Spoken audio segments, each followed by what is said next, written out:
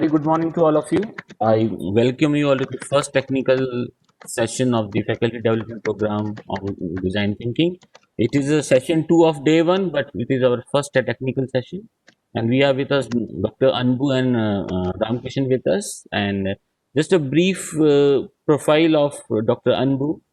He is the executive vice president at School of Design Thinking, Chennai.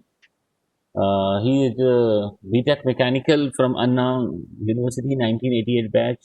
He did his MS in Manufacturing from Ohio, and also PhD in Artificial Intelligence from the same institution in USA. Had a wide experience, and previously he worked as a Senior Vice President, Dean Finance Academic, Standard Chartered Bank, Senior Vice President, and Dean Nalanda Cooperative University, to name the few. And he is constantly in the area of inspiring people to join this what we call it, design thinking arena, and his expertise is life design facilitator, design academic mindset, design thinking for social innovation, faculty mentoring, development, and we can say talent growth for entrepreneur, young adult transformation, OD and CES. So over to you, Dr. Anbu, from here onwards. Thank you. Yes, hi. Thank you, Dr. Manoj. Good morning, everyone. Good to be connecting again with all of you. Thanks for the interest in design thinking. I know it's a voluntary registration. Nobody kind of twisted your arm and said you have to attend.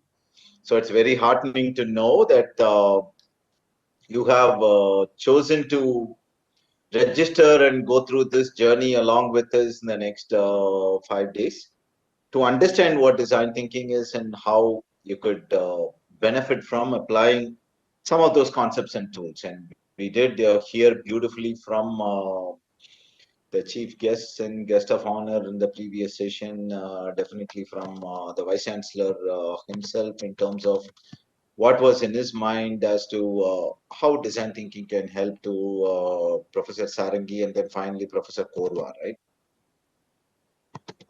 Before we get into those details a little bit, and of course we will start with the nuts and bolts of design thinking, right? Um, this is like now it's a cricket season. I see this as all the team getting into the first session being the coin toss and which side chooses to bat and whatnot.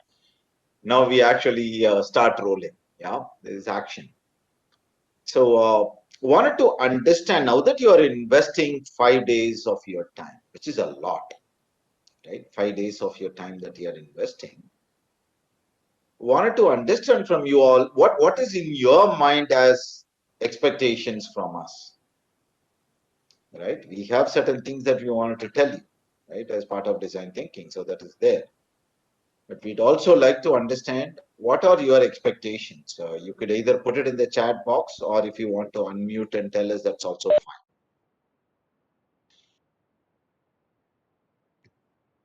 fine. Yeah, good morning, Dr. Anbu sir. Yes, good morning, Dr. Sunita. Yeah. Basically, the reason for registration in my case is because we are in the mode of virtual teaching. Okay.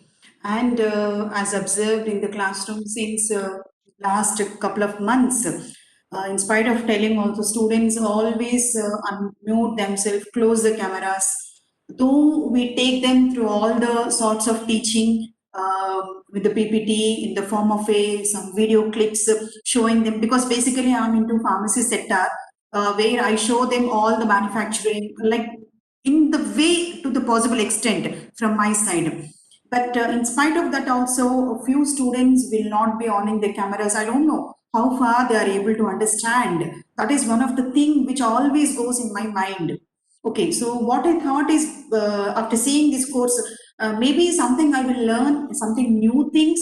Maybe I can change myself, or I can change the mind of the student mindset. By that, I can reach them at the same time. Maybe inculcating in them more of the optimism in the virtual mode. These kind of things. That is the main thing from an Okay. educational point of view. Right. Okay. Thank you. Okay. Very interesting point that you have made, Dr. Sunita. Nice. Thanks for sharing that. And I liked it when you said, how can I change myself first before you attempt to change the students, right? So it's nice. That's where the whole thing starts, right? It's easier to change us than trying to work all the way to changing somebody else.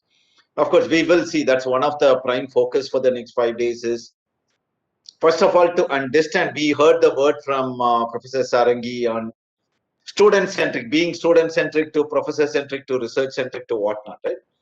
We'll go back a little bit to being student-centric and what will help in terms of design thinking tools. Yeah, surely. Thank you.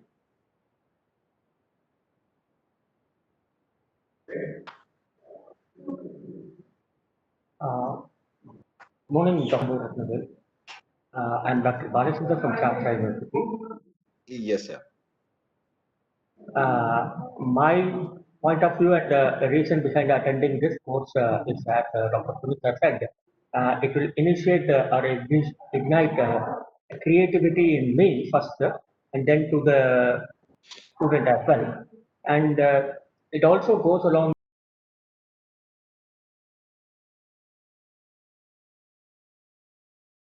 is government. And for the question that you have asked me, the reason behind will be to ideate, to inculcate creativity, and also to do or to visualize things which are in the far future very early and to design assets so that life will be better. And as Dr. Sarangi was telling in the morning session, we should stop talking about design thinking at the earliest. So the thing is, we should go to that point of version, and that is we are all looking forward in this 5 day session that I initiated. Thank you. Okay. Thank you, Dr. Balchandra. So I picked up the element where you're talking about creativity, and if I have to stretch it, how do we bring in the curiosity in the minds of students? Right? Can I use some of the design thinking elements, tools, concepts, or activities, whatever you will pick up from here? How do I kindle that curiosity in the minds of students? Therefore, my job becomes easier. Let's be very selfish. We will stay with how to make the job easier for all of us present in this session today, right? And that's where transformation begins, right? As a teacher, as a faculty, as a mentor, whatever, however you put on, whichever hat you would like to put on as a faculty, how do I make a difference, right? Okay, and there are some comments in the chat box as well in terms of creative thinking to lateral thinking and how do I implement design thinking in the academics. Yes. Okay, and of course we are not using any slides right now, so I'm not sharing any slides. Okay. All right. Anyone else has anything you want to say? Any other expectations or thoughts that comes to your mind? I think sir, a lot of participants are having their queries in the chat box. You can go through it. Sir. Yeah. Sir, good morning. This is Dr. Sheila. Yes, Dr. Sheila. Yeah. Sir, I guess this design.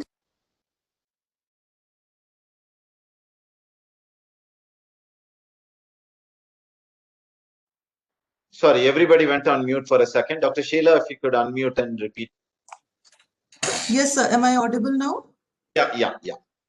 So what I was thinking while joining this workshop is essentially since we are looking into outcome-based learning, which is more of student-centric. I guess this workshop will enable all of us to understand that approach in a better way. Very nice. Very nice. Okay. Very nice. Okay. It's an interesting point that you have brought up, Dr. Sheila, outcome-based learning, right? Yes, sir. Absolutely. So as in design thinking, you talked about, you heard from Professor Korwar in terms of design thinking is about questioning assumptions, asking the right questions, right? Right. So it'll be very interesting during the course of this these 5 day session to understand from all of you what do you mean by outcome?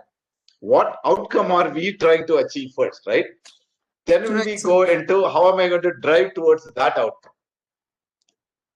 Right, sir. Yeah. So, right. So it'll be very interesting. So we will definitely go through that. Yes.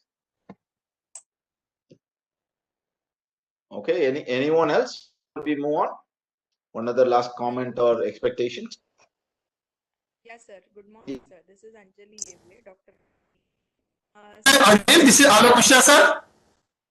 Yes, sir. Hello. Dr. Anjali started speaking, and then we'll come to you, sir. Alok, sir, we will just Yes. come to you. Yeah. Thank you, sir. Thank you. Sir, as a teacher, as a mentor, we handle many projects. During implementation of those projects, design thinking will help us to improve quality of that project. That is what one perspective I have to get as a outcome of this entire 5 days training. Okay. Very nice. Okay. How do I leverage what I will learn in the 5 days as design thinking to, again, borrowing from what Dr. Sheila said, drive a better outcome for the projects? Right? Yes, that is something we'll definitely see. Because first of all, we need to be very clear in terms of what is that we are trying to drive as an outcome for the project. Why? We start with why in the first place we are getting into this project, right? Yes, we will do that. Yes, Alok ji, yes, please. Everybody, sir. I have this the ergonomics. Will be covering that aspect design also. Question on your voice was breaking a little bit. Ergonomics. Aesthetic designing. Okay. I am more concerned about the aesthetic designing. Okay. All right. So you're talking about aesthetic designing. Okay. Yeah. So what we will do, right? Whether we will get into design elements specific to aesthetics, specific to a functionality, specific to an outcome, is the second part, sir. But the first part is we will get into things to see what is that we would address in the name of aesthetics by applying design thinking. Right? Aesthetics or ergonomics will become a means to achieve an outcome that we are trying to do. Or in other words, how do I keep myself? There was a word that got mentioned earlier as future focused, right? Visualize things in the far future is what Dr. Balachandran said. So what in the future focus will I be achieving through ergonomics or aesthetics, right? So we will look at that. Whether we will get into aesthetics and ergonomics per se depends on what the participants will pick up as an activity.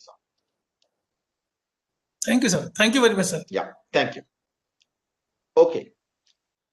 All right, good. So we will move on. So if you have other expectations, please do put it on the chat box so we will note it down. One of the other reasons is first to understand what you have in mind to take away.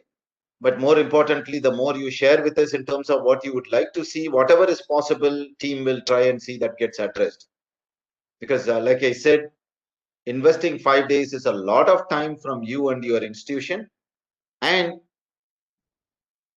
how does it translate to the students? See, all of these things should have some end result, right? Which is eventually the beneficiary is not only you, the student and the institution, right? And I don't want to sound philosophical and say then society at large, but nevertheless, society at large, we cannot not include, right? That's a final beneficiary of this whole thing.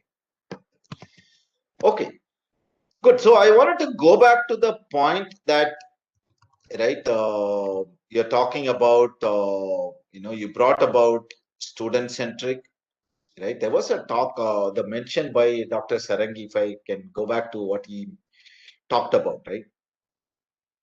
Research is student-centric. It should be professor-centric, right? And there is another very important element. So that is very key. Professor-centric, I would actually try to stretch it a bit, which he also mentioned about, can a research topic go on for 10 years? Right? Why should a research start and end with one particular team for that 6 months or 1 year? There are projects some of you would have experienced it yourself, right? I come from that background. So when I did my master's and doctorate in the US, my master's project was sponsored on an ongoing research. So I come from a mechanical engineering background to begin with, then I moved to artificial intelligence. It was sponsored through an ongoing project that was going on for 12 years. Right. Luckily, I got to the tail end of it. So by the time I finished my doctorate and then stayed there, I could see the outcome of the project that I worked on, being flashed in different, that was for a US Navy project, right? Being used at different Navy installations and things like that. So why not? What stops us from looking at a project? And I'd go back to borrowing the same words from Dr. Balachandran, who said, can I visualize the far future? Which is what ISRO did in terms of cryogenic, and say, can I take that up? And how can each one come and play a role and then move on, right? So, and where does all of that begin? Who can make that happen?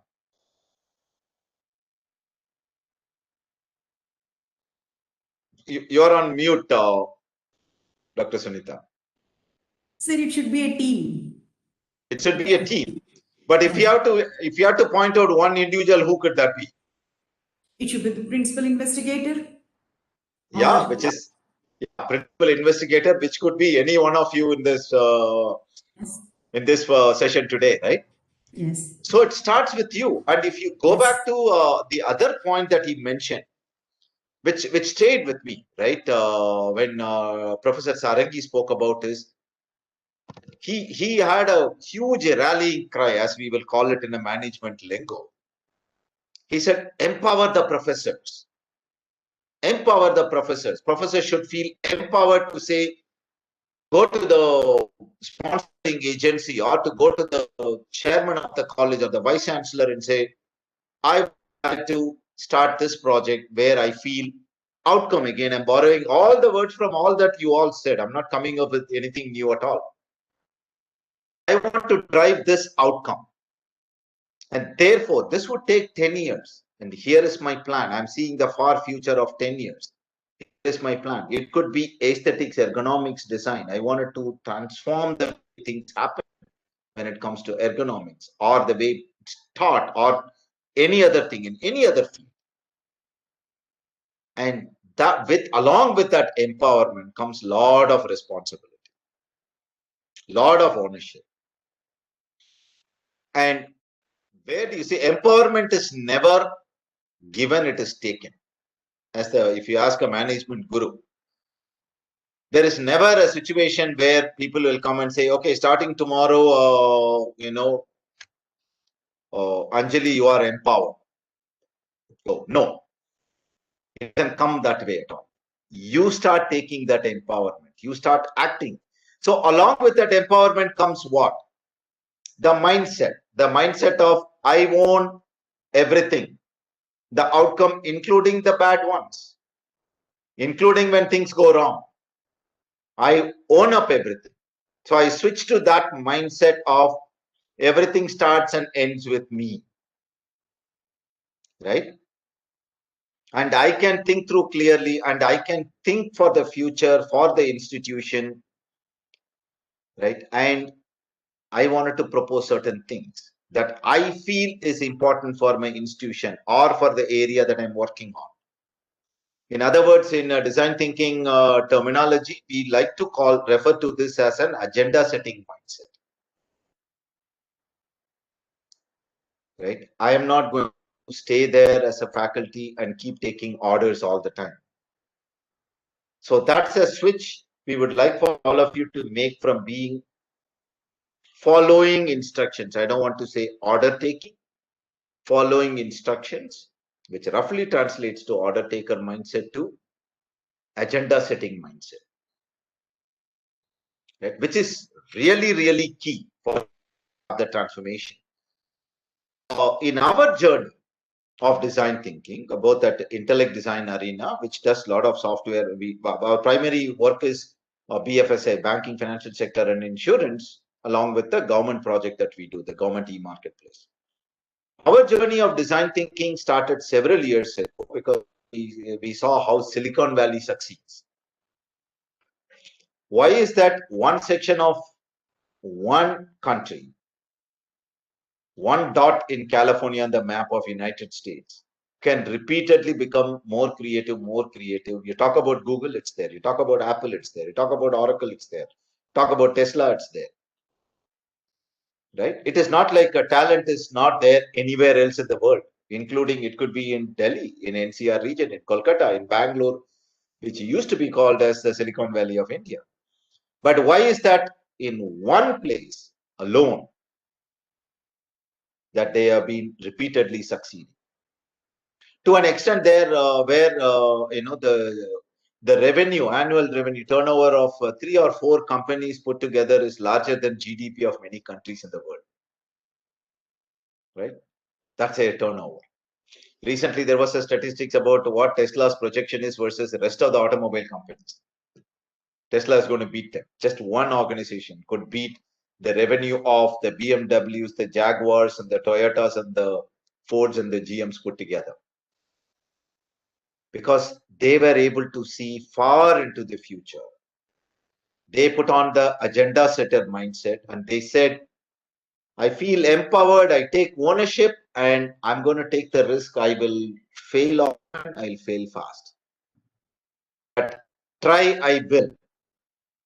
I'm not going to sit down quiet and go with whatever the rest of the world is saying. Like Prof said, I question the assumptions. Right? So if a year ago, let's say if the same session happened last year, right? I mean, this is a question I'm going to leave it with you. It's a long debate that can go on.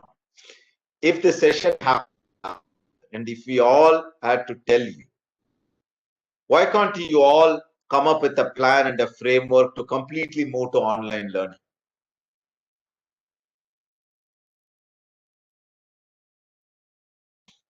And today that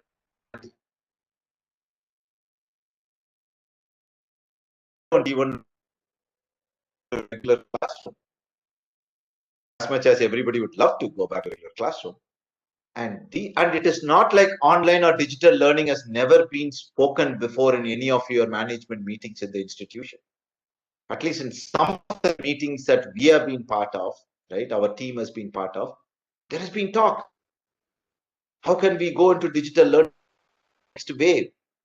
And everybody in the meeting was busy trying to say, no, no, no. Because I am comfortable in my mindset of comfort zone, right? Saying that I want to try anything new. I don't want to try anything new. And if that is the mindset you wanted to go ahead with, you will never feel empowered.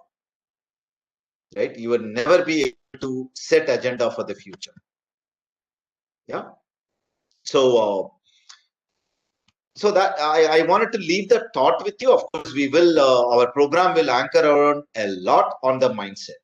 And it could be many things, many things, right? And to the question that you had raised right at the beginning, Dr. Sunita, in terms of students are turning the audio off, video off, right? And looking from where I am, I see only 8 video on in this session, out of which 1, 2, 3, 4, 5 is us, and 1 is Dr. Manoj. So I see only Dr. Balachandran and you on the video, right?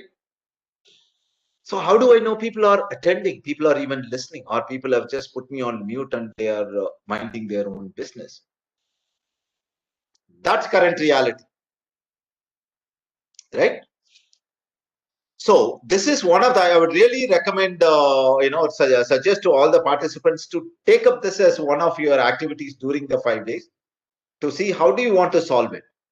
But before solving it, you will start asking questions like Professor Korwar mentioned, right? Asking questions is one of the key things. And as we say in design thinking, we start peeling layers after layers, right? Layers after layers. If we have to address this problem that you have put in front of us, Dr. Sunita, saying that I need to make sure students should all be on the video. Yeah, you can make a mandate. If you are not on the video, you won't get attendance for this session, or you won't get your internal marks. But does that solve the problem? Because the problem lies elsewhere. The problem may not be this. And that is the beauty of design thinking, right? So if you look at jumping into solving a situation based on data, data shows out of 200 participants, 120 of them consistently turn their video off. Okay, slap a policy on top of it, mandate it, penalize, move on. But no, design thinking will pick up from there and say, why are 120 people not turning the video on, right? So the data will tell you, for us in design thinking, data tells you what the problem is. But design thinking helps you to find out why there is a problem, right? And you need to understand why there is a problem before you jump into a solution. Otherwise, I always give this as a very famous example. You know, in several places you will see flyover to decongest the traffic. The traffic would have gotten worse after the flyover, right? They got the what right. They never got the why correct. The next time you are crossing a flyover, observe. We have several. We have one where the traffic is under the flyover. There is nothing on top of the flyover.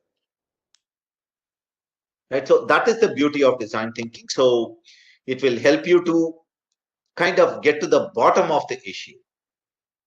Right. And of course, the beauty of this, and it connects back from what should I say, from what Professor Sarangi mentioned about empowerment, and what Vice Chancellor, right, Professor Dr. Satyanarayana, he talked about moving away from conventional thinking, right? Conventional thinking is all about, okay, there is a problem, what's the solution? There is a problem, what's the solution? There is a problem, what's the solution, right? That's a conventional thinking. And if I had to stretch that conventional thinking a little bit more, so with me, I'm not pinpointing anybody here, probably none of you in this session do that. Conventional thinking is, there is a problem, somebody else is responsible for that problem.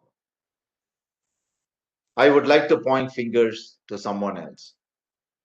Okay, going back to the point that you made, students are not interested.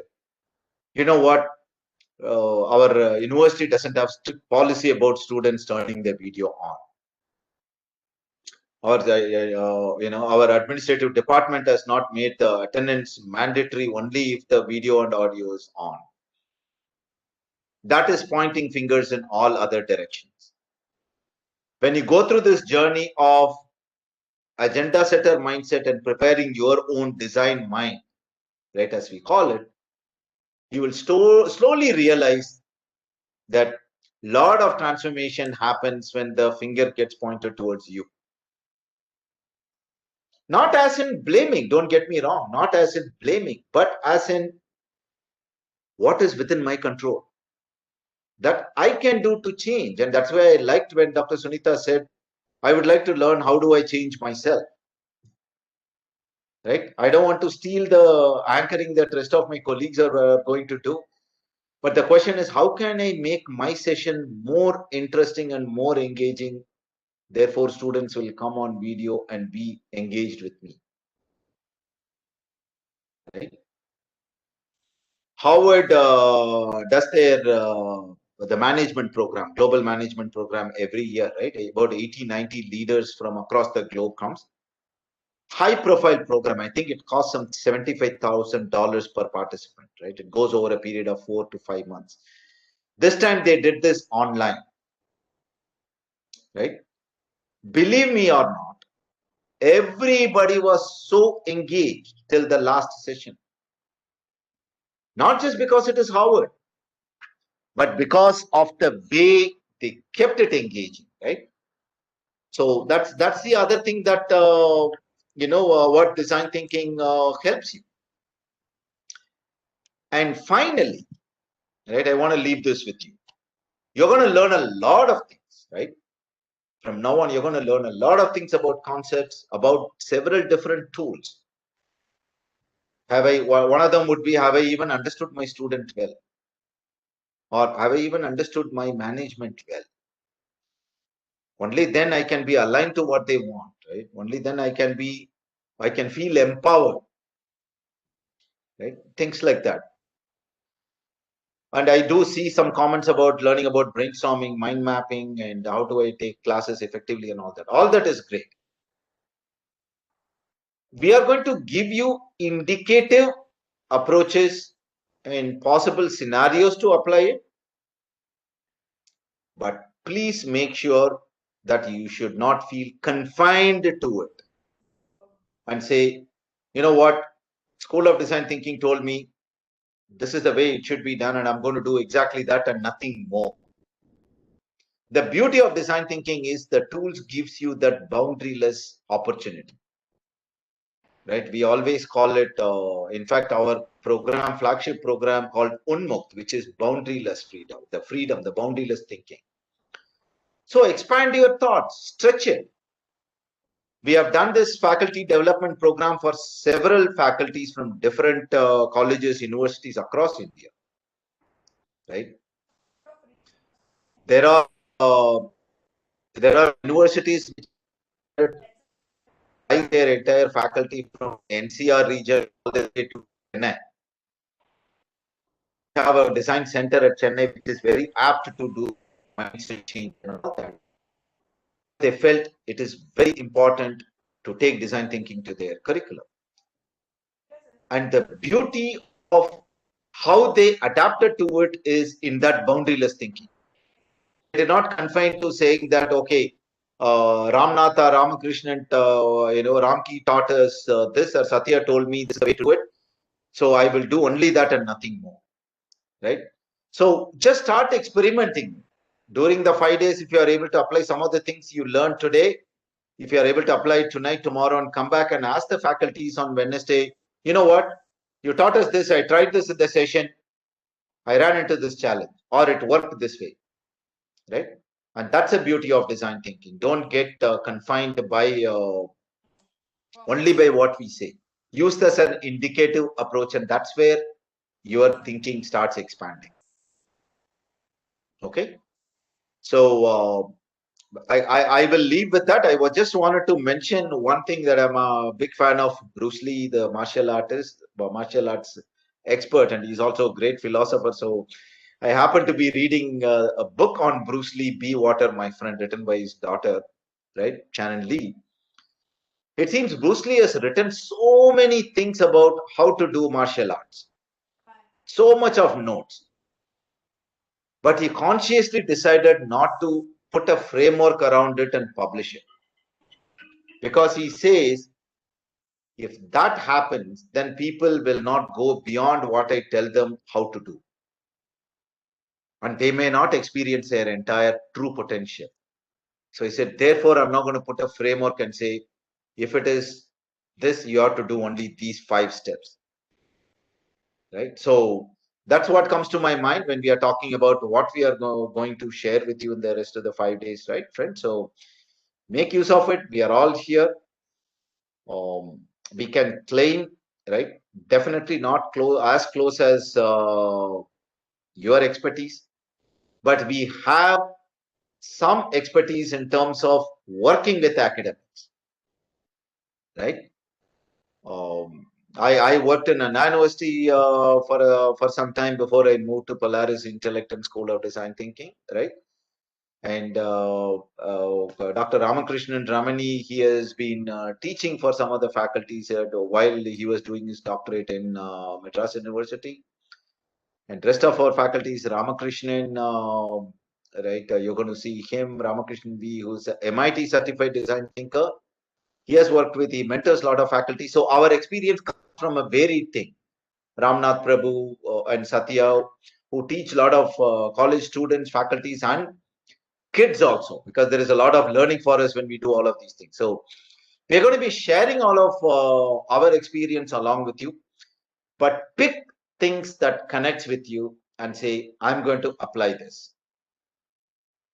We are not suggesting boil the entire ocean because life will become chaotic. If we introduce 15 things, take 4 things that makes a difference to you right now and start applying it. Right? Okay. So with that, I'll stop. Definitely will be back in various other sessions, and I'm going to hand it over to my colleague Ramakrishnan. Right? Over to you, Manoj. Before that. No. Thank you, Dr. Anbu. I think I have given right to Ramakrishnan. Before I call him for the mm, second part of this particular session, a brief overview about his profile. So, Dr. Ramakrishnan B is a design thinker and a coach, a project management. His certification from PMI, he's a Scrum Master from Scrum Alliance, design thinking certification from MIT Solon, design thinking for innovation and design thinking in social sector from University of Virginia, managing as a coach from University of California. His current industry experience is vice president at Design Arena Limited. He is also faculty of School of Design Thinking there, and he is also at the board of studies of VIT ABS. With this, I would request Ramakrishna to please take over this virtual dive from now onwards. Thank you. Thank you, Manoj, Dr. Manoj. Just a usual ritual. Am I visible? Am I audible? Thank you. I think Thank you. we can see you. We can also have a right to share the screen also, sir. Thank you. Yes, I have already seen that you have given me the rights for that. Thank you, Dr. Manoj. Correct. And we can see some of the books also behind you now. So you're clear. Go ahead. Thank you. I would like to start off, this session by a quote by Mark Twain. He says, "What gets us into trouble is not what we don't know.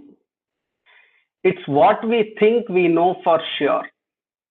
It's a very profound and very deep quote, which has come out of a lot of experience of Mark Twain. And then, that should set the tone for this entire workshop. Like my chairman says, when you buy a book, say for 150 rupees or 200 rupees or 500 rupees, you are buying somebody's experience of 20 years or 30 years, because that's the amount of time it takes to write a book. And we hesitate to spend 500 rupees to, buy a book and then read what is there in the book. And, for us, 500 rupees is too much. Whereas, we go to a shopping mall, we go to Inox theater, we go on other things. But for us, 3,000, 4,000, even a lakh, 2 lakh, or even a jewelry doesn't seem very costly, but books will seem very costly. But on the hindsight, if you see, it's 20 years of somebody's experience. And that's what I've been seeing since morning. Whatever VC said about systemic thinking, about the various examples that he quoted. Probably he took away some slides of mine. I don't know. I haven't shared it with him, but still he knew what I was going to speak. And what Dr. Sunil Kumar Sarangi said about questioning assumptions, what Professor Korwar said about having an anti-resilient, anti-fragile, being resilient rather, and anti-fragile mindset.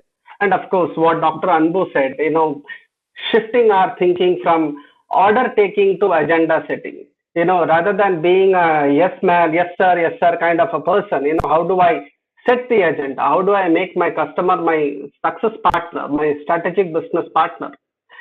That is what this entire workshop is all about, and most of your expectations have been in those lines as well. So to start with, to set a ball rolling with whatever expectations you have given and whatever Anbu said, what Professor Korwar said, while I share my screen, let me see if that works, because this is something I'm going to do for the first time, or anybody is going to do for the first time.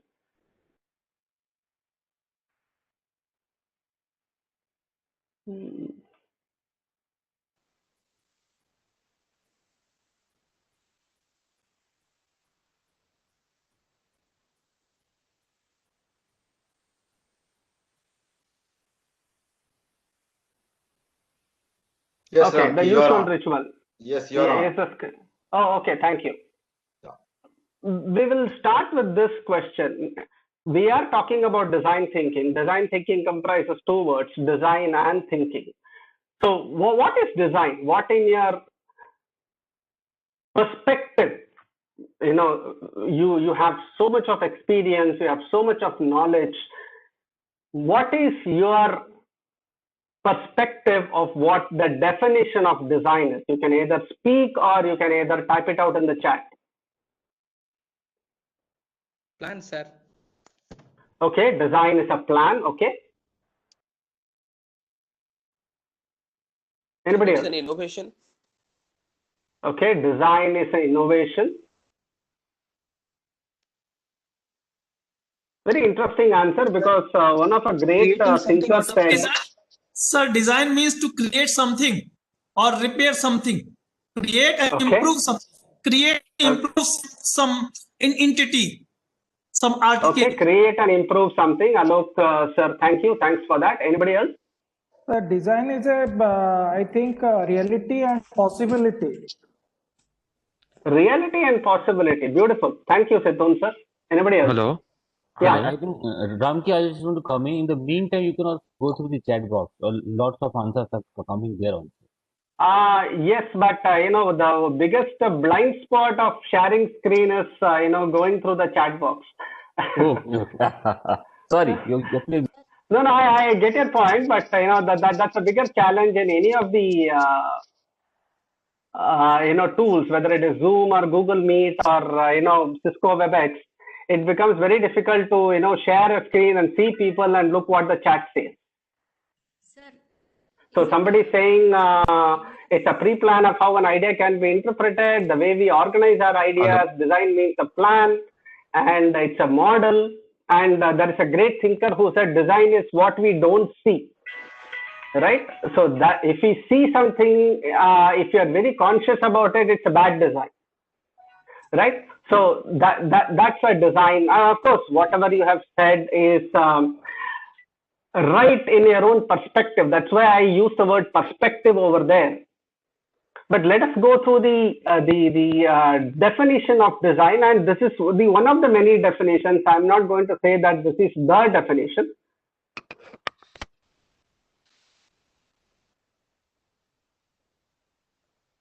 So design is a process of working to develop solutions in a conscious and innovative way, in which both functional and aesthetic requirements are included.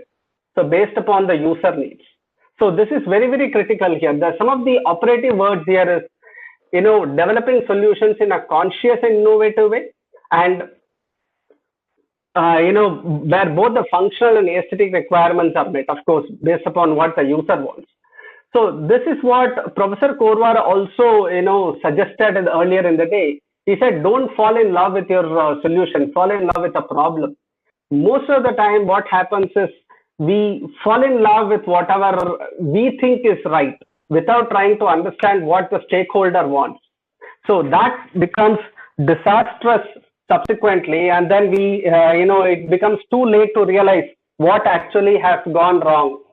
And it becomes very difficult to have a look back subsequently. So falling in love with a problem is more important than falling in love with our solution. So this is a definition of a design. So again, can you guys tell me examples of a good design? I don't want definitions of a good design. I want you to tell me examples of a good design. I mean, let us remove all the iPhones and Android phones and tabs. Let us keep that outside. I want you to give me examples of a good design and probably why. Why you think it's a good design for you. You can either, unmute yourself and say, or you can put it on the chat box. I'll be seeing the chat box. Well, again, satisfying user design of a nano car. Oh, okay, Tata Nano. Tata Nexa. Okay. A lot of Tata fans there. I think he recently celebrated his birthday, if I remember right. Okay, Ujjwala scheme implementation. Okay, I hope the same thing goes in for the vaccination as well. Solar panels. Sorry? Solar panels. Solar panels is a good design. Okay. Design of a pen. Ah, lovely. It makes writing comfortable. Okay. Hubble telescope. Aircraft. Aircraft is a good design. Okay. Telescope. Alok sir, you are not audible. Can you please repeat? Hubble telescope, sir. Telescope. Hubble Acha, telescope. telescope. Telescope is a good design. Somebody says Chandrayaan 2 is a good design. The internet. Again, we are slowly with the technology here. Anything, can you think slightly? Hindi में बोलते हैं ना हटके, थोड़ा different. Green technologies. Hyperloop. Oh, a lot of fans for Elon Musk here. Sir, drip irrigation. Drip irrigation, okay. Oh, the way the Ayodhya and 370 problem was dealt with, of course, there was some amount of design thinking applied there. You know, you can write a short paper on that. A person is taking the steps to the economy of Manikandan, your voice is very, very low, Manikandan. I'm not able to hear. I'm sorry. one of this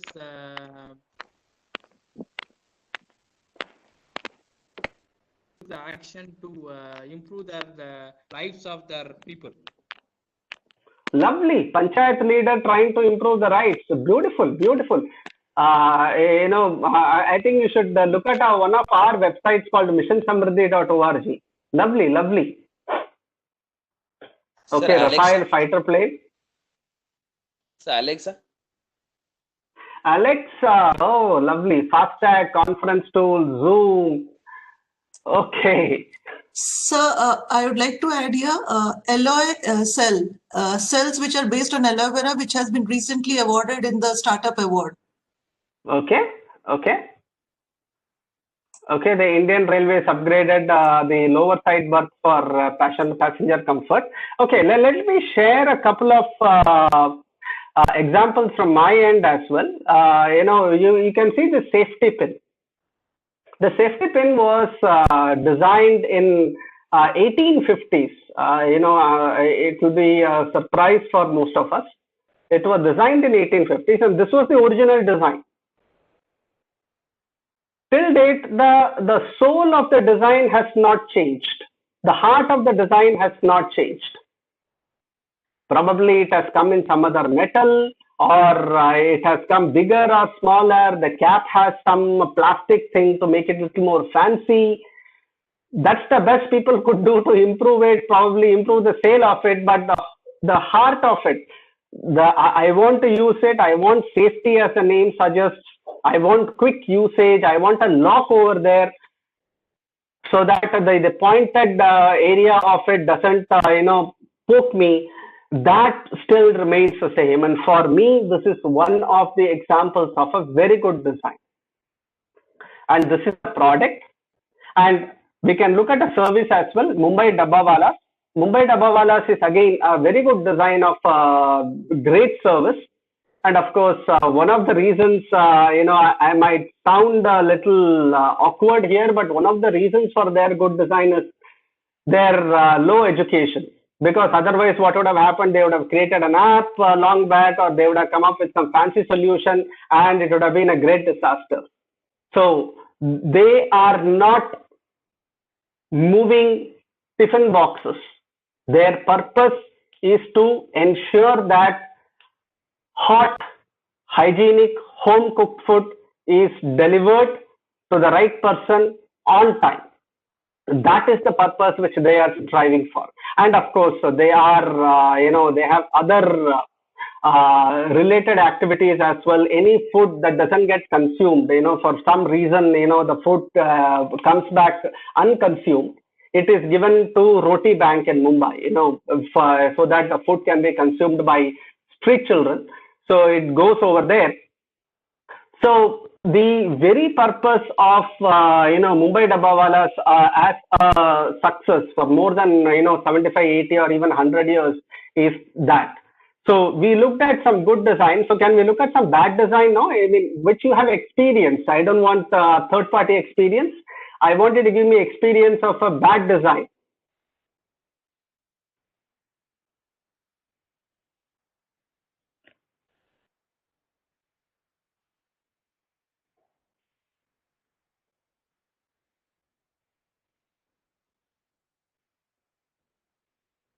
You'll have to, Sulekha ma'am, you'll have to explain what DMRC is. Now, at least the full form. I'm not aware of what DMRC is. Okay, Mumbai monorail is a bad design.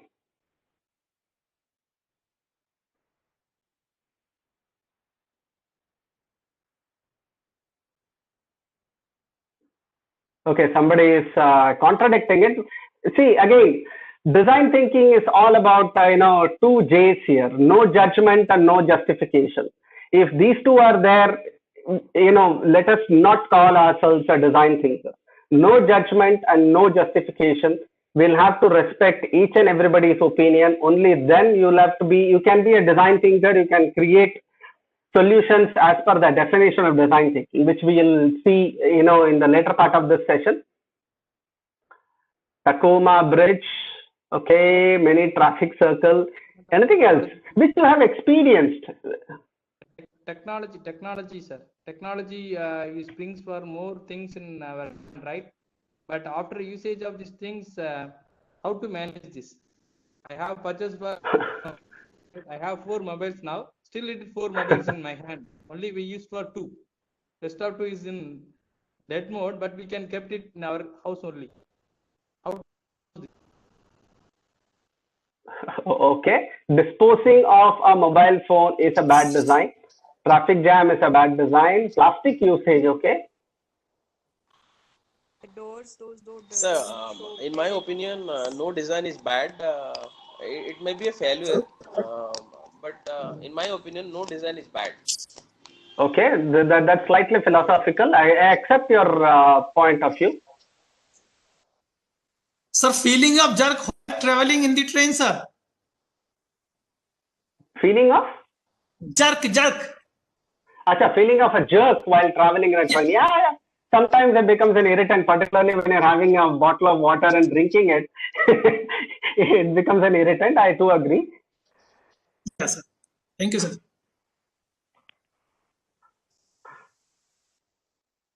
Mumbai locals never upgraded. Okay.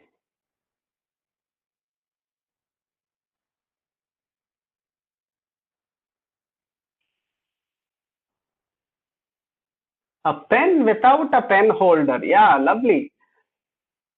Again, I'm surprised this is a pen without a pen holder who has said, okay, it's a male who has said that, okay, let me give you my perspective. Many of the pens come with a pen holder, you can, tuck it in a pen, you can tuck it in your shirt rather. And that feature is predominantly used by men. It's not used by ladies. And even while making a speech, if there is a cordless mic, and you easily conveniently put it on your shirt, and then the transmitter you put it on your trouser pocket, what would a lady do? Particularly in India, where the majority do not wear trousers or do not wear shirt, and then they wear salwar kameez or sari. It becomes a very, very awkward or a bad design. So that's why I said, again, everything is perspective. In our perspective, what's a good design? What's a bad design in our perspective? For example, somebody sitting, boarding a local train in Virar and then getting down in Churchgate could be a good design, whereas somebody trying to get in Borivali could be a bad design because it's too crowded by that time. Not able to get a seat. So that's why a good design and bad design become perspective. But again, how do we make good for the majority of the people, right? So that is what design thinking is all about. Let us see one example of a bad design. This is a footover bridge. Anbu was talking about flyovers. The footover bridge was obviously designed and constructed in the British era, where the number of people were less and number of trains were less, and the luggage with each of these people was quite manageable. But today, the number of trains has gone up, the number of platforms has gone up, the number of people traveling has gone up, And now many times we don't know, which platform a particular train is coming. And, it's already announced that the train is coming in one platform, and in the nick of the moment, the announcement comes that the train is going to land up in another platform. So you'll have to carry the entire luggage along with your family and ensure that you don't collide with the person who's coming, in the opposite direction. So this becomes a sort of a bad design. So what is the crux behind design? Design is all about empathy. Empathy is very, very easily and loosely translated as putting ourselves in somebody else's shoes. It's very easy to say, putting myself in somebody else's shoes is empathy. But in the first place, am I ready to remove my shoes? My mindset to remove my shoes so that I can get into somebody else's shoes is very, very important. And that's what we call as design mind. Of course, later in the day, we are going to see what are the elements that get into the design mind. There are 13 musical notes which Dr. Ram Ramani will take you through. That is very, very critical. Unless that is there, we will not get into the stated requirements and unstated requirements. Most of the product fails, most of the design fails because we do not meet the emotional requirements of a customer. Now, let me take a very, very generic example. There are many engineering colleges in India, there are many colleges outside as well. Syllabus wise, there is no difference between one college and the other. But why does one college score or rank above another college? And if you compare the vision and mission statement of one college and the other, one institution and the other, it's going to, not vary much at all. Technically it's the same. But it is the emotional requirement that that particular institute meets for various stakeholders, whether it's the industry, whether it's a student, whether it's the parent, whether it's the faculties, whether it's the management, whether it is anybody else. That what helps that particular institute brand or score over any other institute, and then ensure that it has a better ranking, and that better ranking has the backing of greater output or greater outcome.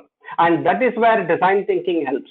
So we need to be emotional, empathetic, and have the mindset to remove my shoes and put myself in somebody else's shoes. What all can be designed? Technically, we can design anything and everything. I'll give you some examples of what all can be designed. Religion can be designed. Of course, many of you know about Sikhism. The origin of Sikhism also, it was to fight the Mughals. There was a huge mindset shift when Sikhism was started.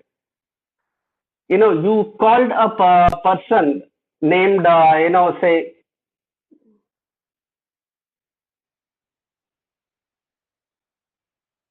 I'm sorry, I do not know what annotation request is because I'm not very conversant with it. So not sure what I should be doing with this.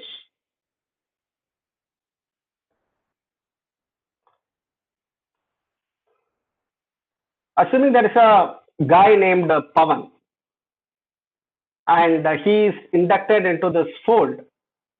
So what happens is he is there to become a warrior. As a warrior, what's his primary requirement? To win the war. And how should he actually fight the war? And he should fight the war like a lion. So that's why his self-image is changed by renaming him as Pavan Jeet Singh. Jeet means, for those who are not conversant with Hindi, Jeet means victory and Singh means lion. So you have to win like a lion. So it becomes Pavan Jeet Singh. And of course, there are other ways of bringing in humility like Tat Seva and the 5Ks and all those things. So Sikhism as a religion can be designed, or a religion like Sikhism can be designed. Another beautiful example, language can be designed. and Devanagari, one of the beautiful languages, particularly in India. Each of these lines has been, each of these, alphabets, ka, kha, ga, gha, nga, cha, cha, ja, jha, nya, all these originate from a different part of the mouth, and that adds value to pronunciation and also subsequently adds value to retention and memorization. So that is very, very important as far as language is concerned. And of course, that gives you a lot of permutation and combination with respect to, coming up with a lot of words as well. So this is another example of a very good design. The third example, we were slightly in the north with the language and the religion. Let us come down to south as far as the food is concerned. And we are getting into the lunchtime as well. Maybe another half an hour we are into lunchtime. The South Indian food has been designed in such a way that a constraint is overcome, because in this part of the world there are only three seasons: hot, hotter, and hottest. And every food that you start making becomes fermented and then it becomes spoiled. So what happens is, how do I make my enemy as my friend? So what they did was, after a lot of understanding, after a lot of permutation combination, they made a dough. It was about to ferment. They started making idli on the first day. And the next day it got fermented a little further. Idli was not possible. They made dosa. And then the third day it got fermented still further. The dosa also was not possible because it will get stuck to the tawa very easily. So they started making uttappam. And again, the fourth day, again, uttappam was not possible. There was only little amount of dough that was available. They made something called kuri paniyar. Those of you who are here particularly from Tamil Nadu, will be able to appreciate this. So this is one of a beautiful example where a constraint is made as a friend. And of course, there are various other ways of making this food palatable, because in this way, what happens is the food is very tasty, the food is not wasted, and there is variety over a period of time, and of course, it's nutritious as well. So all those things go into contributing a very good design. So we saw three great examples of good design. So I'll quickly run you through three definitions of, I'll just do a time check here. Yeah, I'll quickly run you through three definitions of design. And the first is from IDEO. There is a human desirability. The technology makes it feasible, and the business has to make it viable. Only when all these three come together, you will have an experience. Of course, in the morning, VC sir was talking about Tata Nano. The desirability of an affordable car was there. The technology also made it feasible. But the viability part was grossly missing. And when you say viability part, it has to be viable for all the stakeholders, not just for the car maker, or not just for the buyer, or not just for the seller, or not just for the intermediary. It has to be viable for anybody and everybody. And somebody here was talking about solar panels also. Solar panels are a great design, no doubt. And I am from Chennai, and there is always a sunshine here. But am I able to tap that and then convert it into eco-friendly energy? Definitely not, because I am unable to have solar panels, particularly in a high-rise building. And even if I am not in a high-rise building, then the amount of space that it requires to have all the solar panels is too big for me, and the return on investment is also too high. Or rather, the investment is high and the return on investment is low. So that is why it becomes less viable for me. So it has to meet all these things. Now consider your role here, consider your institution or college here. What is the desirability that you are meeting? What technology are you adopting? And let me reiterate here, today the nomenclature of technology has grossly got changed to a mobile phone or a silicon semiconductor or something like that. The etymology of technology is technique. What technique are you adopting? So that is what the meaning of technology here is. And are you making it viable for all the stakeholders here, and particularly in this era of COVID, and we are yet to come out of it. We still do not know when the education institutions will be open for the students to go back to school or college. What experience are we giving based upon this is very, very critical. So this is one example of design thinking. The other example is from Roger Martin's book, The Design of Business. There is a mystery. And when you connect this mystery to the previous slide, the mystery can be alluded to the desirability of your stakeholder. I try to solve the mystery. It works at times, it doesn't work at other times. So that becomes a heuristics for you. And am I able to make it as a algorithm? Now, you're all faculties here. You'll be able to easily say what the definition of algorithm is. Algorithm here is repeatability, scalability, and predictability. All these things have to be there. If these three are missing, I'm sorry to say we have not yet come to the algorithm stage. So the mystery, through the journey of heuristics, coming to algorithm is another definition of design. And take any call center, for example. Today, call centers are moving to bots now. They are asking questions in such a way that they narrow down to understand what my problem is. For me, that's a classic example of algorithm, a great design, so that I don't have to wait for somebody to pick up the phone after so many IVR buttons and then, start explaining to them. It's easy for me to narrow it down through an algorithm from the bots and then subsequently reach out to somebody and be very specific about my problem. So this is the second, and this is the third.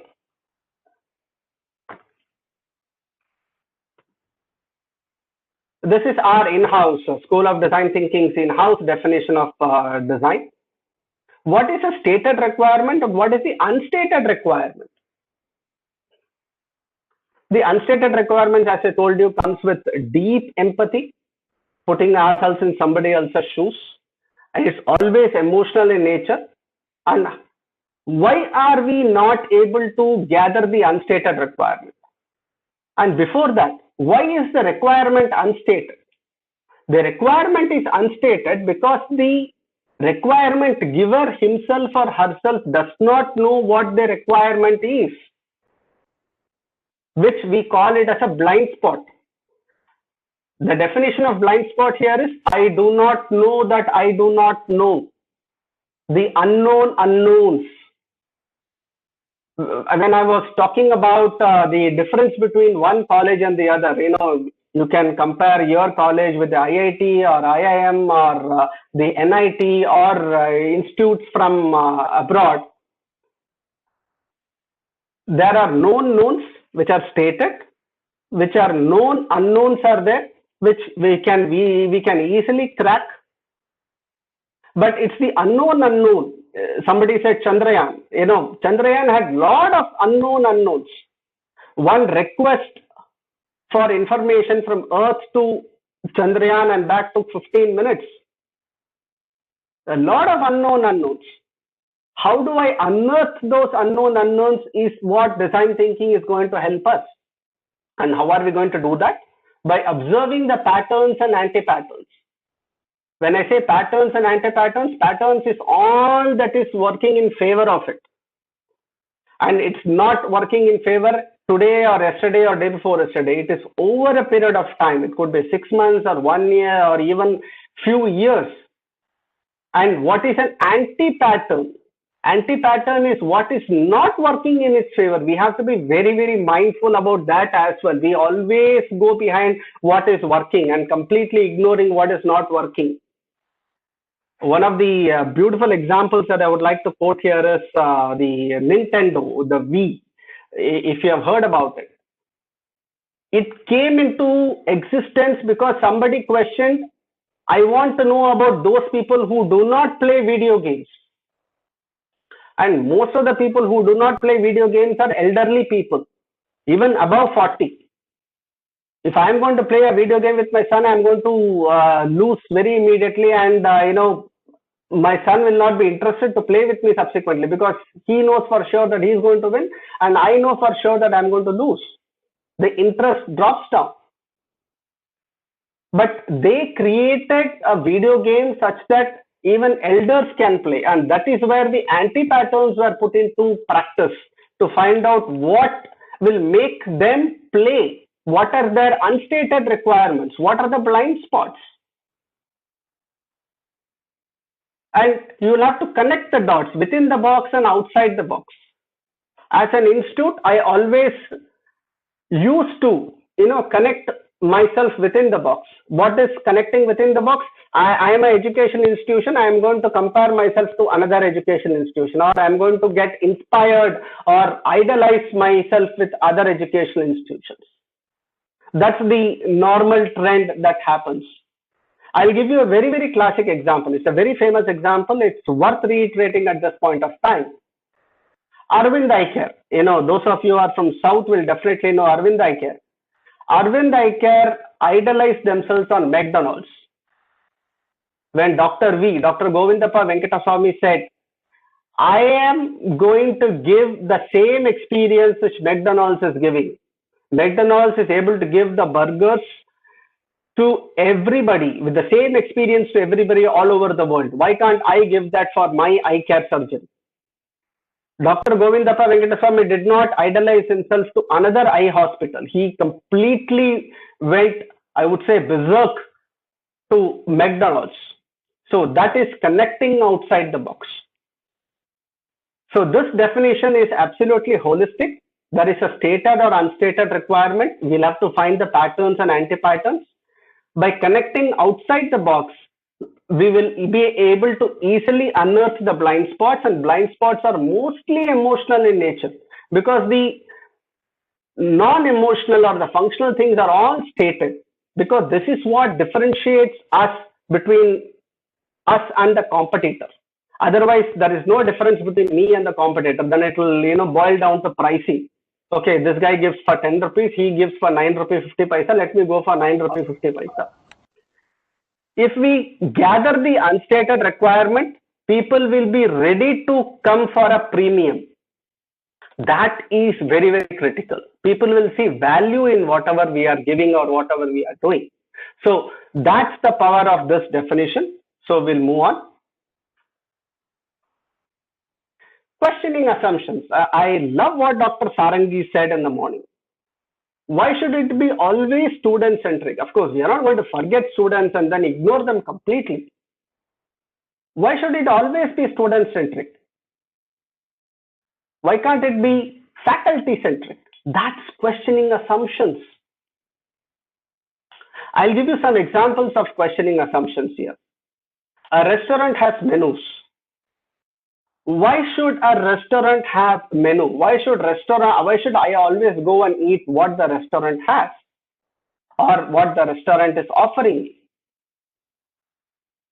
I can go to a restaurant and I can ask a chef what vegetables you have got today or what meat for non-vegetarian people. And I can tell the chef, you prepare this and give it to me. That is questioning assumptions. Why should I always, another assumption is, I always pay for what I eat. Why can't the food that I eat be free? Why can't I be charged for the time I'm spending in the restaurant? That is questioning assumptions for you.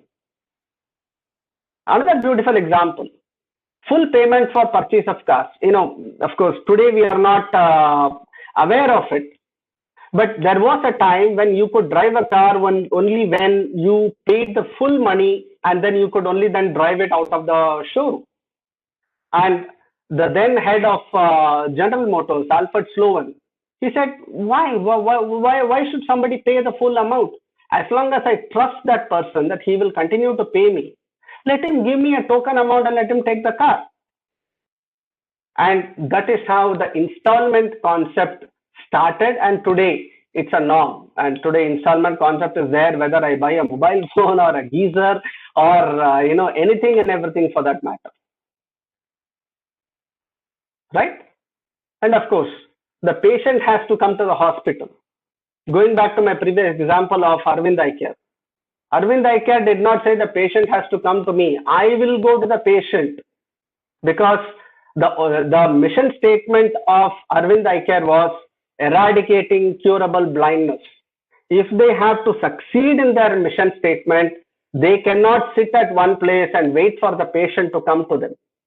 They went to the patient, because most of the patients, I mean 99% of the patients were daily wage laborers. If they came to the hospital, they would lose one day's wage. Losing one day's wage means losing that day's food. So people refuse to come to the hospital for surgery. And of course, after surgery, you'll have to change your spectacles, again, more money to be spent. The hospital said, don't worry, I will do all those things for you. You just come. The majority of these surgeries in Arvind Eye Care is free. And in spite of that, they are making a profit.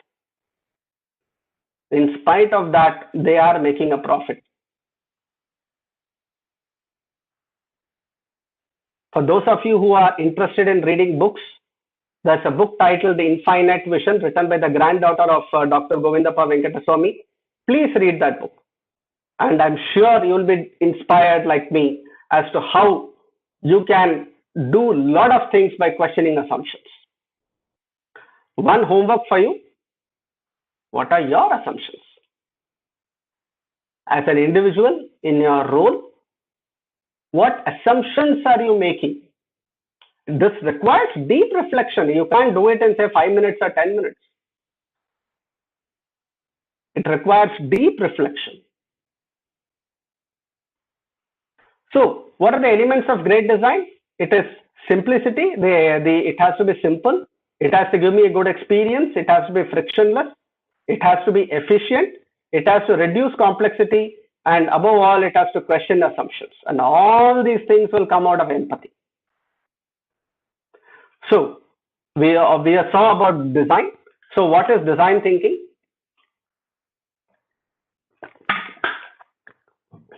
Design thinking is human-centered. Design thinking is future-focused. Design thinking creates value. Now, what is human-centered? The very meaning of human-centered is there is more focus on the person facing the problem rather than the problem itself. When I say a person facing the person is real. The person has actual problem.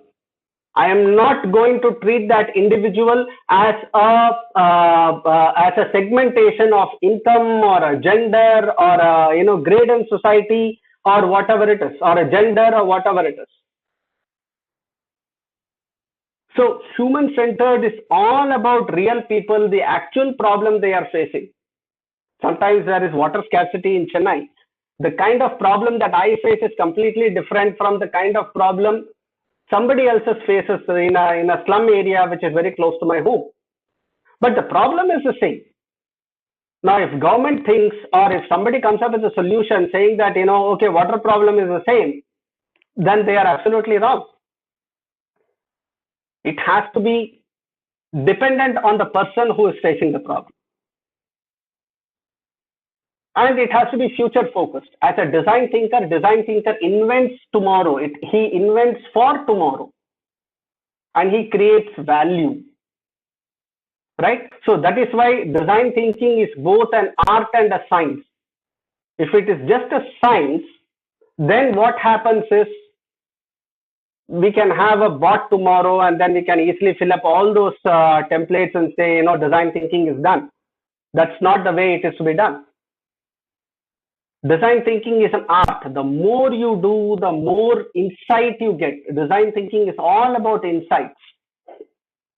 Today, of course, there was a lot of insight with what Dr. Sarangi spoke, or the VC sir spoke, or Professor Korwar or Anbu spoke.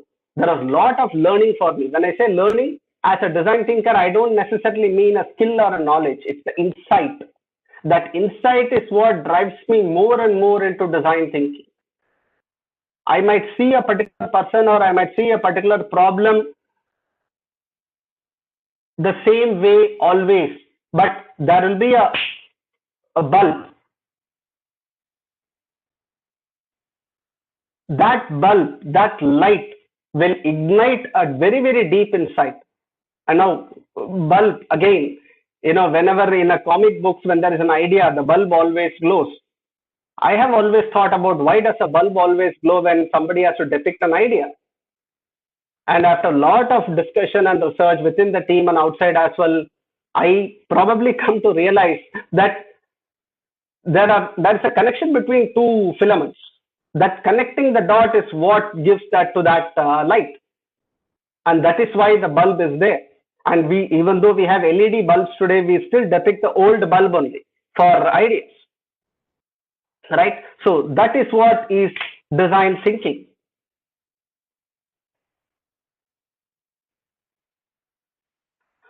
Anbu did touch upon this earlier in the day, so I just want to go a little more deeper and more in detail. What's the difference between traditional thinking and design thinking? Traditional thinking, Anbu already said in the morning, what's the right answer? We always want to get into what the right answer is. Design thinking is all about what's the right question. And now, when I think very deeply, when somebody says design thinking is a problem-solving approach, yes, it's a problem-solving approach, no doubt. But design thinking helps me understand what the problem is in the first place. Am I stuck at the symptom of the problem? Or am I stuck at the first impression of the problem? Or am I going into the deep cause of the problem? That is what design thinking helps me. What is the right question? Traditional thinking is more talking. The more you talk, it's assumed that you have more answers. So design thinking is all about listening.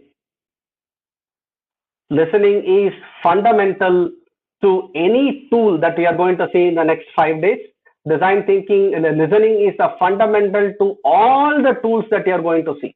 Whether it's persona, whether it's empathy map, whether it's journey map, whether it's storytelling, whether it is visualization or anything and everything, listening is the key. Listening is a fundamental. Again, I would like to link it back to the emotional requirements of people. It's listening that helps us. Traditional thinking is more about data. Design thinking is more about stories. Traditional thinking is all about events. Oh, this event happened. I attended this workshop. I went to the shopping mall. I went to that movie. I went to that place. Design thinking is all about experience.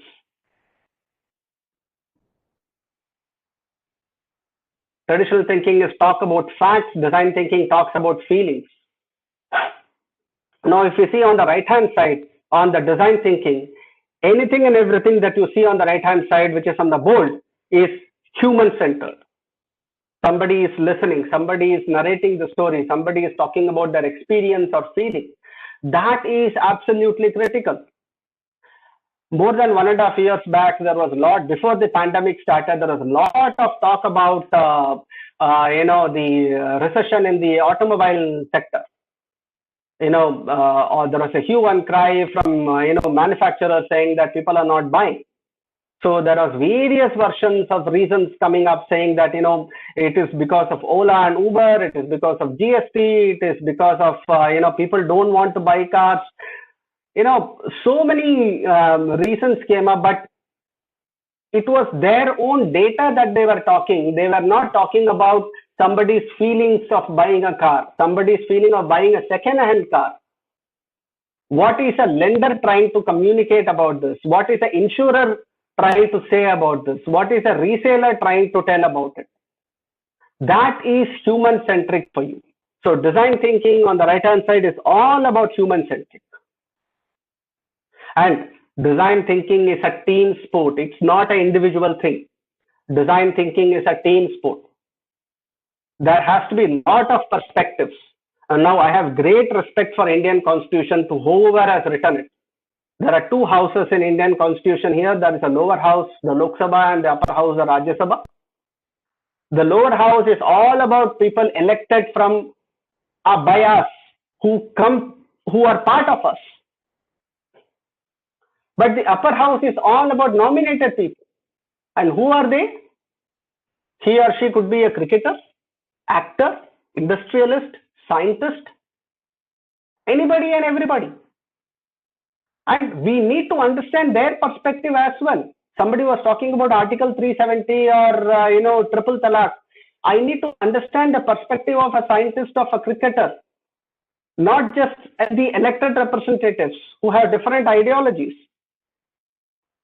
That is very, very paramount in formulating laws.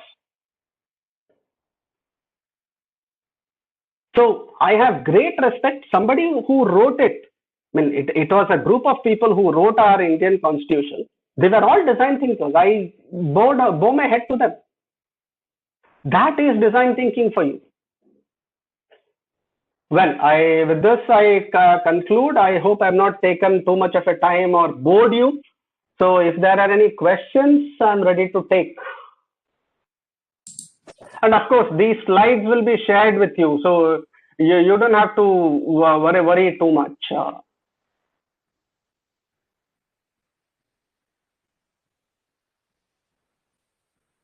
So can you tell about the design one, sir? Sorry, ma'am? You were telling 3 designs, design 1, 2, and 3. Yeah. Can you just elaborate on the design 1? Okay, that is from IDEO. IDEO is one of the companies which is a spin-off from Stanford University, and they were the one who popularized design thinking. And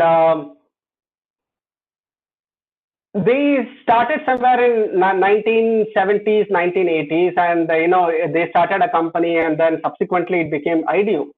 And they came up with this approach of 3 concentric circles and the intersection of that concentric circle being experience.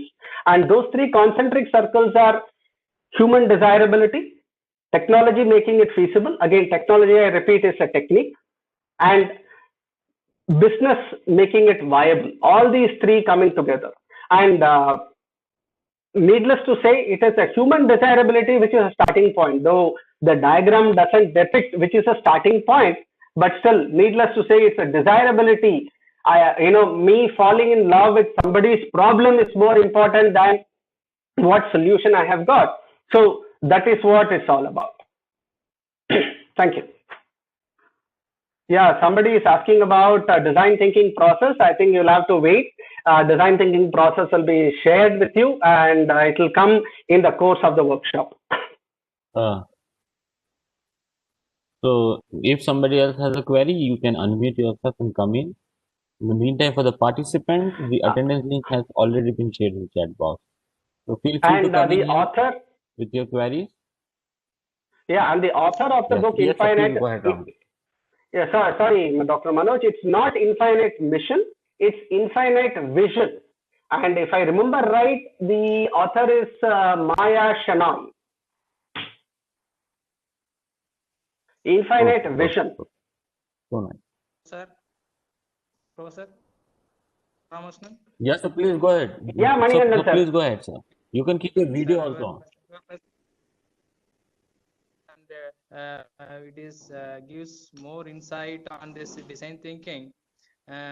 We can conclude thinking only discuss about ourselves, but the design thinking is we look at for others also, maybe. Absolutely. Okay.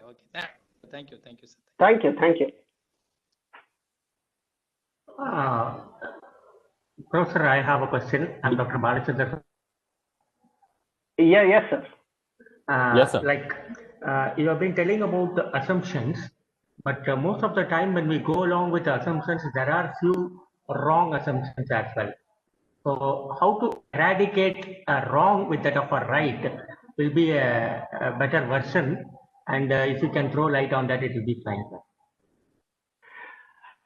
Very interesting, doctor. But what happens is, the validating the assumptions is very, very important. What happens is we assume certain things.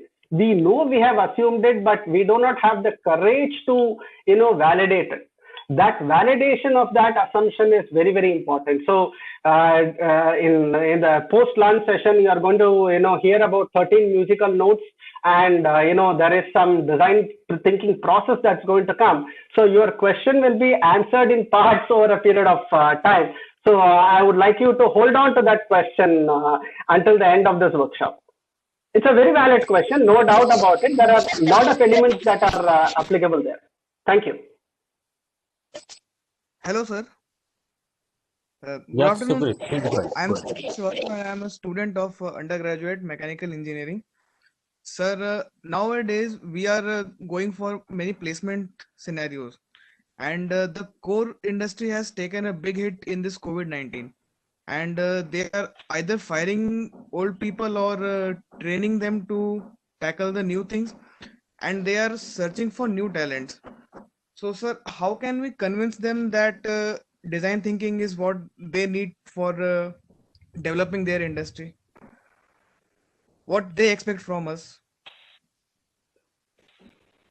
I don't know. I definitely don't want to sound rude to you, Sukrit.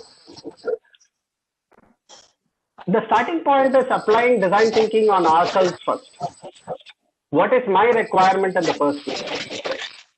It's very difficult to change others because we assume a lot of things and then we think that others can be changed. The starting point is ourselves. What is my expectation from the core industry? What are the patterns I'm observing? What are the anti-patterns I'm observing? I think that is the starting point that we need to go about. And then you will get a lot of insights about why our core industry is not recruiting people or they are getting into automation and all those things. So that will give you insight. There is no one straight answer to your question. Question is very valid, but it comes out of a lot of deep insight. Okay, sir. Yeah, thanks.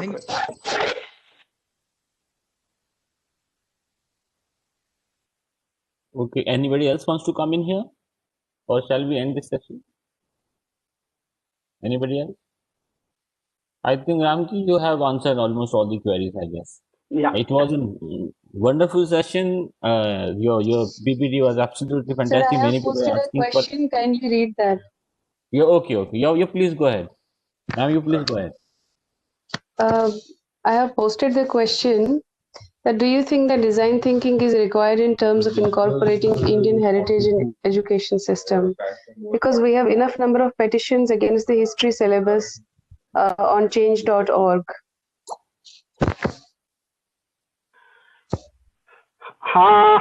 Okay. This also you will see, probably on the 4th day or the 5th day. It's all about, influencing and collaboration. You have a lot of data, Sulekha ma'am, about how to incorporate our ancient heritage as part of the syllabus. You just have data, as part of change.org. How are you converting that as a story? How are you converting that as a storytelling? How are you trying to influence them? Just by saying that there are 5,000 people who are interested and let us change the syllabus is not going to work. How are you trying to give them a value as part of the syllabus is very, very important. And we will see that during the course of the session. Thank you so much. Yeah, thank you. Okay, I think we have one more query lined up. You can come in, sir. You have put something in chat box. You have a query. You can unmute and come in.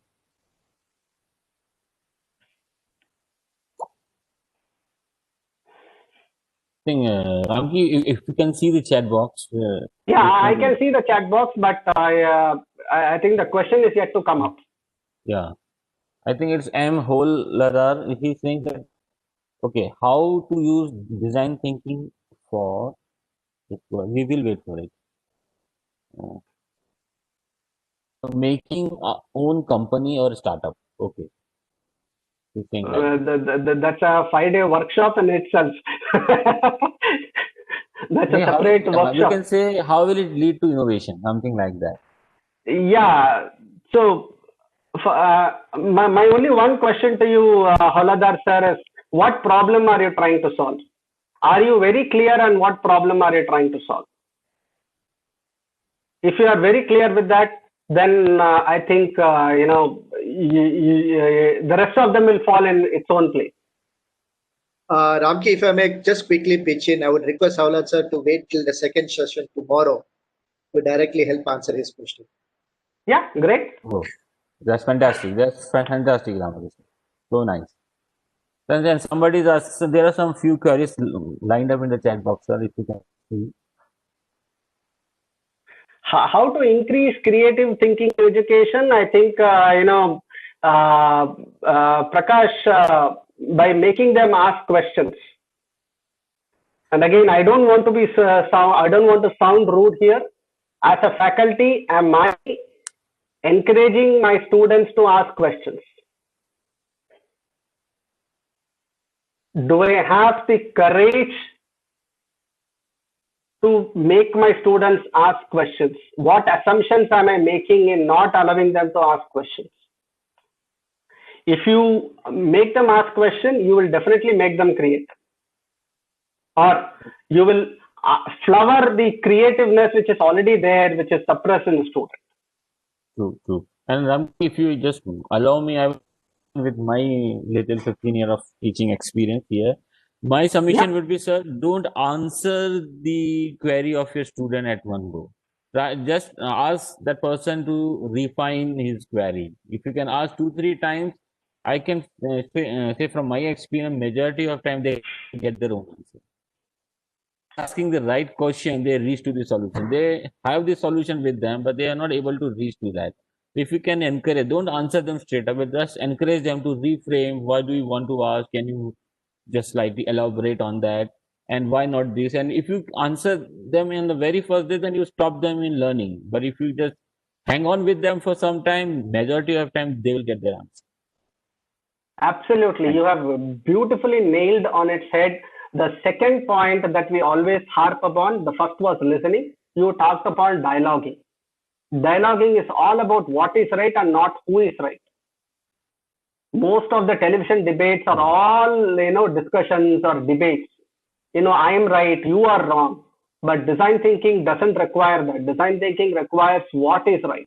And when you get into a dialogue with your student, like Dr. Manoj Gopalia said, and then, ask him more peripheral questions and then, make him think further.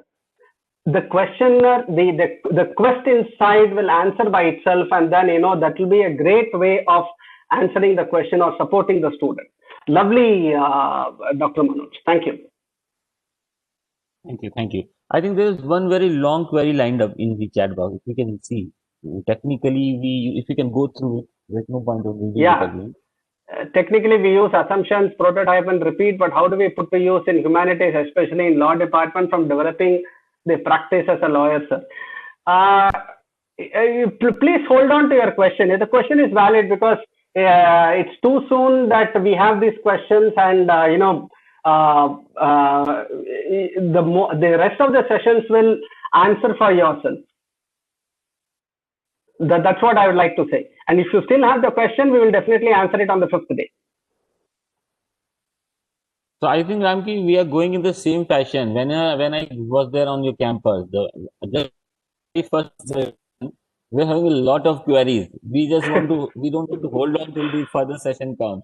That's it. We have actually created that kind of spark in all the participants' mind. They have their queries lined up.